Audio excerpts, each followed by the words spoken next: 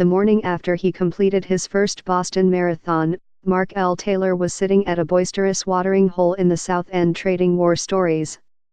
He kibitzed with a couple from Australia about the wind during the race. He commiserated with a runner from Oregon who had slipped on a banana peel. Mark L., 46, had finished in 3 hours 3 minutes 52 seconds, a personal best. They were impressed. "This is the first time I've run Boston, but it's my 5th marathon," he told them in his slight southern accent. He didn't mention that the first 4 were at San Quentin State Prison.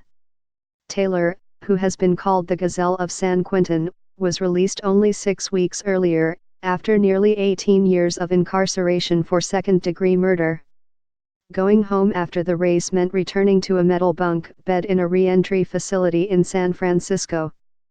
There, the mere act of going through the front door requires taking a breathalyzer test, removing one's shoes for a contraband check and passing through a metal detector.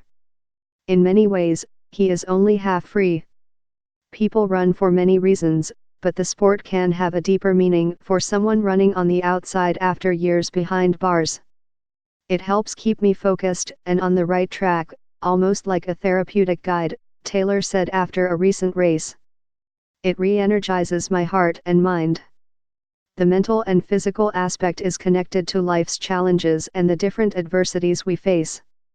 It keeps me humble." Taylor thinks of his life as a work in progress. He is on parole for at least 5 years. For now, he lives in a building run by the GEO Group, the private prison corporation. He has to request a pass to attend evening workouts and track meets in Marin County, California, organized by his mentor, Frank Ruona, who coaches the 1,000-mile club at San Quentin, so named because its founder wanted members who attain 1,000 miles during their prison terms. Taylor has started a $16 an hour job at Ruona's former workplace, a construction company, where he loads trucks and maneuvers heavy equipment. The $14.50 round-trip bus fare eats into his paycheck. He returns to a room he shares with 3 other men in which the expansiveness of running is distilled into bags of clothing stored in a plastic bin. "From the start, Mark L. was the fastest runner we had," said Ruona, who began coaching at the prison in 2005 after he could not find another volunteer. Ruona takes the adage of "being my brother's keeper" seriously. He has a ringside seat to the criminal justice system, from which he says, it's not working very well. Taylor is 5'10", lean and muscular. His long, smooth strides, leg speed and efficiency inspired his nickname. Since leaving San Quentin in March, he has been racing nearly every weekend, including in a 10K in San Francisco's Chinatown less than 24 hours after his release. Taylor has slowed slightly since he has been out in society. There are more demands on his time, so he has recommitted himself to interval training, which involves running 400 and 800-meter segments with limited rest in between. He is planning to run the California International Marathon in December in Sacramento, and he wants to break 3 hours at the 2020 Boston Marathon. When he finished the race in April, he seemed barely winded. "Mark L. ran a very smart race," said Diana Fitzpatrick, who has coached Taylor and is a 2-time winner of the Dipsea, a tortuous 7-4-mile trail race in Marin County. She added, "A 2:45 marathon is within his grasp."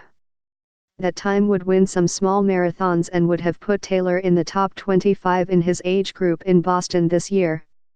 Taylor was 27 when he was sentenced to 15 years to life for assaulting his pregnant girlfriend, which led to the premature birth and eventual death of their child. He was addicted to alcohol and had a history of intimate partner violence. "At the time, I thought I was a man, but I wasn't," he said. "I needed help and wanted out and was too much of a coward to walk away. So in my own misery, I went to a place I wasn't supposed to go." He grew up a victim of domestic violence. He was smacked around by a grandfather. He had big old hands like baseball mitts, Taylor recalled, and was sexually molested for years by a female relative. His stepfather kicked him, beat him with ironing cords on all fours and forced him to stand in a closet. As a teenager, Taylor spent several years in foster homes. He frequently dedicates his races to his victims and those experiencing hardship, especially his daughter Ebony Princess, 21, who is battling lupus. A high school track star, Taylor attended junior college, but dropped out. He trained as a certified nurse and worked in the field for 7 years. He said he misses the work. He returned to running after a close friend at San Quentin committed suicide after his 5th denial of parole. "He helped me through my time," Taylor said. "It kind of hurt me when he gave up like that." Taylor vowed to pull himself together and run as an antidote to despair. Eventually the muscle memory came back and his mind cleared. "Running was a form of freedom," he explained. "It was my therapy, a way of escaping. It kept me grounded." Whatever he may have been like in the past, Taylor now has a warmth that helps him meet people easily, and he has an inquisitive mind. One result of being in a famous prison in a bastion of progressivism is a wealth of outside programs. Taylor performed with the Marin Shakespeare Company and wrote a one-act autobiographical play under its aegis. He reconnected with his faith as a Jehovah's Witness, a religion inherited from his beloved grandmother, and was baptized in the prison chapel. He enrolled in programs in anger management, domestic violence, and substance abuse classes he is now required to attend on parole. A retinue of accomplished long-distance runners who volunteer as coaches for San Quentin's 1,000-mile club bolstered his efforts. Dylan Bowman, a professional ultra-runner specializing in distances longer than 26.2 miles, challenged Taylor the most, running shoulder to shoulder with him. "Mark L. is an incredibly talented athlete," Bowman said. "We motivated and pushed each other.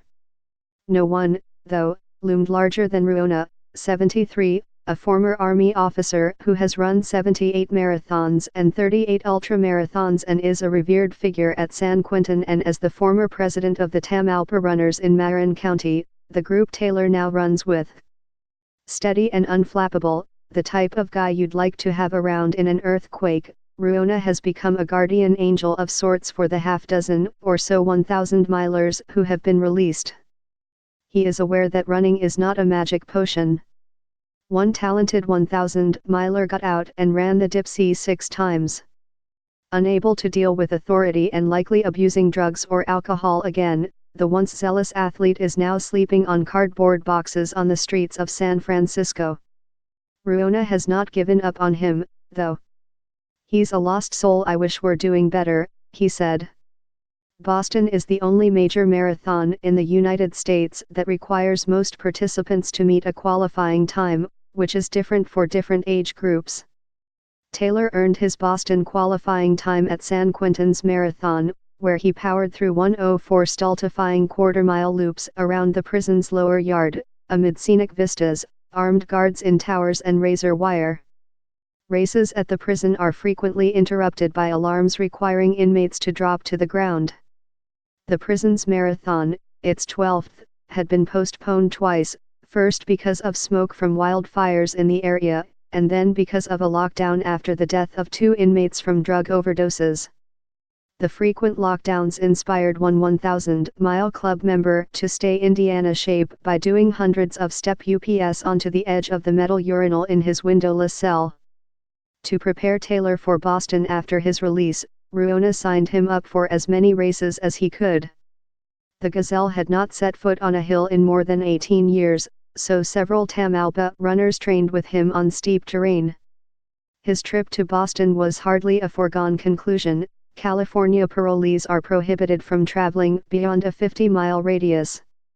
Various supporters, including a filmmaker working on a documentary about the San Quentin Marathon, lobbied the California Department of Corrections and Rehabilitation for an exception. As luck would have it, Dr. Diana Tosh, the Undersecretary for Healthcare Services, who had a say in the matter, turned out to be a runner herself.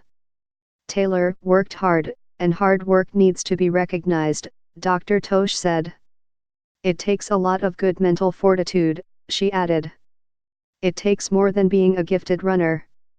In Boston, he made the leap from inmate Taylor to Taylor, Mark L., USA, bib number 29739.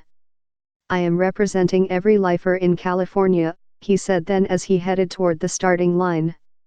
I don't want to let them down. He didn't. The free world, as some lifers call it, can be fraught with peril. It can be difficult to resist the temptation to try to make up for decades of lost time all at once, leading to bad personal and financial decisions. But Taylor has focused on the life patterns that had made him a low self-esteem plagued mess, as he put it in his one-act play. I love myself today, he said. Prison saved my life. It made me a better person.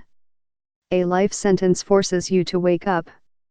Today, Taylor revels in his community of runners, people he finds humble, caring and non-judgmental and who have welcomed him as one of their own. He recently made his first return to San Quentin as a free citizen, where some teammates asked for his autograph. At Ruona's behest, Taylor ran the Dipsea this summer, along with 4 other 1,000-mile alumni. Nursing a sore calf muscle, he bounded up the 680 slick steps near the beginning of the race before disappearing into the verdant, moist thickets of Mount Tamalpais, the same alluring peak visible in the distance from San Quentin. After crossing the finish line at Stinson Beach, his feet in the warm sand, Taylor was philosophical about the race. It was scary, dangerous, and beautiful, he said. Just how life is.